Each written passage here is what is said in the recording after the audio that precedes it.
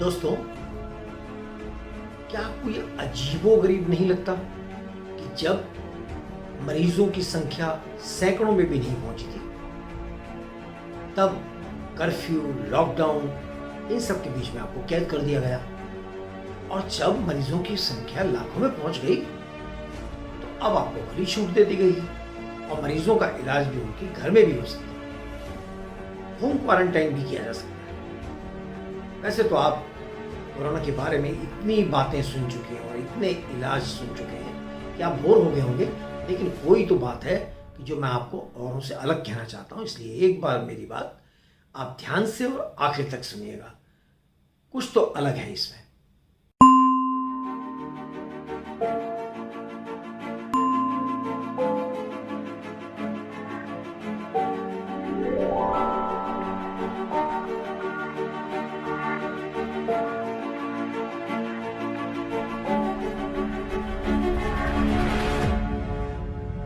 यूं तो कोरोना के जो जीवाणु हैं, या जीवाणु ना कहे वायरस है, उसके बारे में पिछले 50 साल से भी ज़्यादा पहले से वैज्ञानिक जानते थे, किंतु उसकी ताकत का एहसास नहीं था।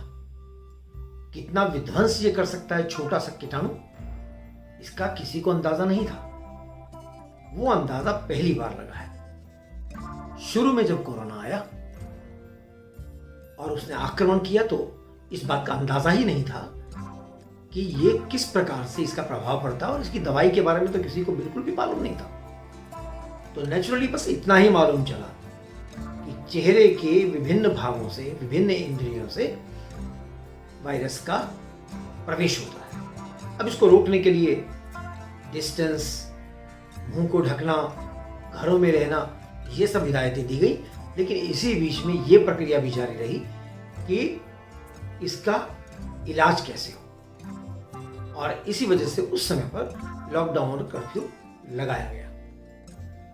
अब इसमें भी कोई संदेह नहीं कि जिसका भी इम्यून सिस्टम बहुत स्ट्रांग है, यानी रोग प्रतिरोधक क्षमता जिसकी मजबूत है, उस पर कोई भी बीमारी आसानी से आक्रमण नहीं कर सकती। तो डेफिनेटली वायरस का भी यही हाल था। इस वायरस ने भी कमजोर लोगों को पकड़ा, लेकिन जिनका प्रतिरोधक क्षमता जिनकी अधिक थी, उनको ऊपर उतना असर नहीं कर पाया। इसलिए यह इसमें भी जरूरी हो गया और रोगों की तरह कि इंसान का इम्यून सिस्टम स्ट्रांग होना चाहिए। अब आई भारतीय जड़ी बूटियों की और आयुर्वेदिक चिकित्सा की बात। यह बात तो सही है कि अन्य चिकित्सा पद्धतियां जो हैं वो आयुर्वेद को इसलिए स्वीकार नहीं करती। पहली तो ये बात है कि इसकी प्रामाणिकता का सिस्टम बहुत देरी से शुरू हुआ, और दूसरी बात ये भी शामिल है कि आपस में एक प्रकार की स्पर्धा है, इसलिए एक दूसरे की आलोचना करते रहने की बात चलती रहती है। किंतु यह भी बिल्कुल सच है कि भारतीय मसाले और हमारे आयुर्वेद की विभिन्न प्रकार की जड़ी बूटियाँ इम्यून सिस्टम स्ट्रांग करती हैं, डिफेंस सिस्टम स्ट्रांग करती हैं, और इसको तकरीबन सभी जानते हैं और मानते भी हैं। हमारे इन्हीं आयुर्वेदिक नुस्खे या जड़ी बूटियां, जो भी कह लीजिए, हमारी जीवन पद्धति, इसमें जो इम्यून सिस्टम था, शायद इसी वजह से जून की तीसरे भाग में शुरू करके और जुलाई 10 तक जो दिल्ली में सीरोलॉजिकल सर्वे किया गया, उस सीरोलॉजिकल सर्वे में 21,387 लोगों के ऊपर टेस्ट किए गए, जिसमें से 23.48 यानी तकरीबन चौथाई लोग ऐसे पाए गए जिनके अंदर एंटीबॉडीज ऑलरेडी पैदा हो चुकी थी। अब ये एंटीबॉडीज कहां से बनी होगी?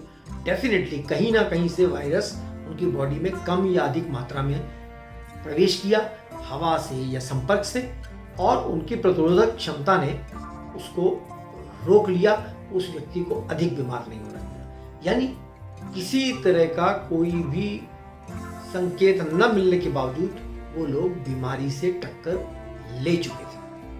ये बात तो परफेक्ट है कि कोरोना वॉरियर्स, जिसमें पुलिस भी शामिल है, सफाई कर्मी भी शामिल है और डॉक्टर्स भी शामिल है, वे सभी विभिन्न प्रकार के प्रयोगों से अलग अलग दवाइयों को ट्राई करके मरीजों को ठीक करने की कोशिश करते रहे हैं, किंतु इस बात को सभी लोग स्वीकार करते हैं कि जिसका इम्यून सिस्टम स्ट्रांग है उस पर वायरस इतनी आसानी से आक्रमण नहीं कर पाता। तो फिर इम्यून सिस्टम स्ट्रांग होने के लिए जो भारतीय पद्धतियां हैं उनका विरोध क्यों? क्या ये सिर्फ व्यापारिक स्पर्धा है?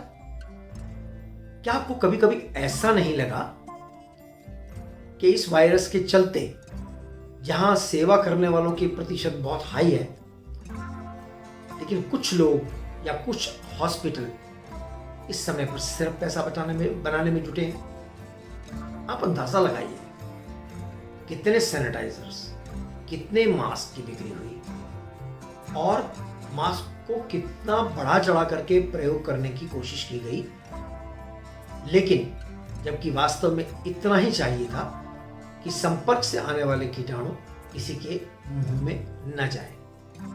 लेकिन व्यापार तो व्यापार है और व्यापारी व्यापार को बढ़ाने की कोशिश करता है।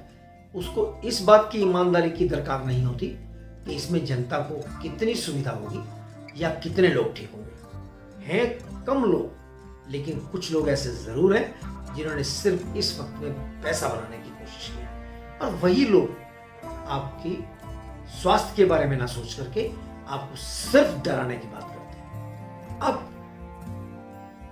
जब खुली छूट दे दी गई है तो वो भी किसी रिसर्च के बाद की ही बात है। हम हर्ड इम्यूनिटी की तरफ बढ़ रहे हैं। हर्ड इम्यूनिटी का मतलब ये है कि अधिकतर लोग इस संक्रमण के संपर्क में आते चले जाते हैं और उनका इम्यून सिस्टम डेवलप होता जाता है। लेकिन इसका मतलब ये नहीं है कि आप खुला मुंह लेकर के घूमें और आप भी वायरस को खुद जाके निमंत्रण दें। आपको कोशिश करनी है कि अपने नियमों का उसी तरह पालन करते रहें। अब आप में सजगता आ चुकी है। लॉकडाउन के चलते और कर्फ्यू के चलते आपको एकदम आंखें खोल दी गई और उसके बाद में आपको तरह तरह के ऐसे निर्देश दिए गए जिससे कि आप संक्रमण से बचे रहें। तो आज भी आपको वही व्यवस्थाएं जारी रखनी है। हमारे बुजुर्ग भी कहा करते थे कि जब आप शौच वगैरह जाते हैं तो 2 बार हाथ धोइए, अच्छी तरह से धोइए। जब भी हम बाहर से आते थे पानी के छींटे मारकर अपने चेहरा, अपने हाथ धोया करते थे। लेकिन आधुनिक युग में आते आते हम लोग कई चीजों से परे हटते गए, हालांकि हमारे ये मूल संस्कृति की चीजें हैं। इसलिए आज भी हाथों की सफाई रखिए, दूरी बनाए रखिए। लेकिन इसका मतलब इतना डरने की आवश्यकता नहीं है कि मास्क लगा करके आप कार ड्राइव कर रहे हैं। आप कार के अंदर हैं, आप घर में हैं, आप अपने व्यापार में अकेले हैं, मास्क हटा दीजिए। आपको ऑक्सीजन की भी जरूरत है। लेकिन सामान्य जनता में जाते हुए, भीड़ में जाते हुए, लोगों के नजदीक आते हुए आपका मास्क पहनना जरूरी है और एक पर्टिकुलर 2 मीटर की दूरी बनाए रखना जरूरी है। ये सामाजिक सोशल डिस्टेंसिंग बहुत जरूरी है। और इसके साथ भी आपको विभिन्न प्रकार के निर्देश देखने को मिले होंगे, लेकिन सब में कुछ बातें बिल्कुल कॉमन है। वो ये कि वायरस सबसे पहले आपके गले में आक्रमण करता है, इसलिए रोज 1-2 बार काढ़ा पीना और साथ में स्टीम लेना, ताकि आपके नाक के छिद्रों को जो सूजन आई हो या कोई कीटाणु हो तो वो खत्म हो जाए। और हो सके तो नमक के गर्म पानी के गरारे भी करें।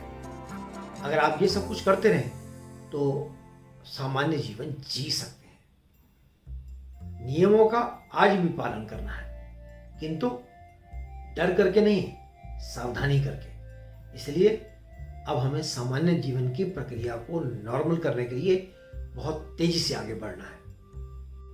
यह बात सही है कि कोरोना से भी ज्यादा टीबी या कई और बीमारियों से लोग मरते हैं, लेकिन इसका अर्थ यह नहीं है कि हम सावधानी ना बरतें। यदि कहीं आपको लगे कि कोई कफ कर रहा है, खांसी कर रहा है, उसको भी सजग होना चाहिए और आपको भी सजग होना चाहिए कि उसके कीटाणु आप तक ना पहुंचे। इसलिए अब डर करके नहीं, लड़ करके जीना है।